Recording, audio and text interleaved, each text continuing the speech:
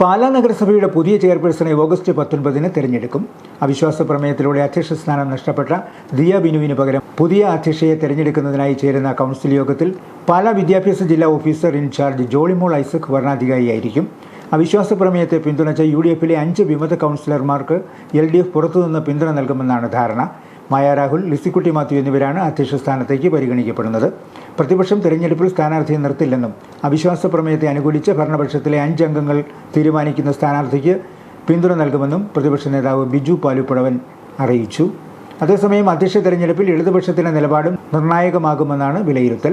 വിമത അംഗങ്ങളിൽ മായ രാഹുലും ലിസിക്കുട്ടി മാത്യുവും നിശ്ചിത കാലയളവിൽ ചെയർപേഴ്സൺ പദവി പങ്കിട്ടെടുക്കാമെന്ന ധാരണയിലാണെങ്കിലും ആദ്യം ആര് ചുമതലയേൽക്കണമെന്ന വിഷയത്തിൽ അഭിപ്രായ ഭിന്നത തുടരുകയാണ്. നിലവിൽ ഉപാധ്യക്ഷയായ മായ രാഹുൽ അധ്യക്ഷ സ്ഥാനത്തേക്ക് മത്സരിക്കുകയാണെങ്കിൽ ഉപാധ്യക്ഷ സ്ഥാനം രാജിവെക്കേണ്ടി വരും. കോൺഗ്രസിലെ വിമത കൗൺസിലറായ ടോണി തേപ്പറമ്പിൽ ഉപാധ്യക്ഷനാകാൻ സാധ്യതയുണ്ട്. അതേസമയം ലിസിക്കുട്ടി മാത്യു അധ്യക്ഷയായി തിരഞ്ഞെടുക്കപ്പെടുകയാണെങ്കിൽ മായ രാഹുൽ ഉപാധ്യക്ഷ സ്ഥാനത്ത് തുടരുമെന്നും കരുതപ്പെടുന്നു. CPMും കേരള കോൺഗ്രസ് എമ്മും ഉൾപ്പെട്ട LDF, UDF വിമതർക്ക് പിന്തുണ നൽകുമ്പോൾ UDF സ്വീകരിക്കുന്ന നിലപാടുകളും ശ്രദ്ധേയമാകും. കേരള കോൺഗ്രസ് എമ്മിന് UDFുമായി അടുക്കാനുള്ള സാഹചര്യം നഗരസഭാ ചെയർപേഴ്സൺ തെരഞ്ഞെടുപ്പിലൂടെ ഉണ്ടാകുമോ എന്ന ചോദ്യവുമായാണ് രാഷ്ട്രീയ നിരീക്ഷകർ തെരഞ്ഞെടുപ്പിനെ നോക്കിക്കാണുന്നത്. കോൺഗ്രസിലെ വിമത കൗൺസിലർമാരും കോൺഗ്രസ് നേതൃത്വവും സ്വീകരിക്കുന്ന നിലപാടുകൾ പുതിയ രാഷ്ട്രീയ സമവാക്യങ്ങൾക്ക് രൂപം നൽകും.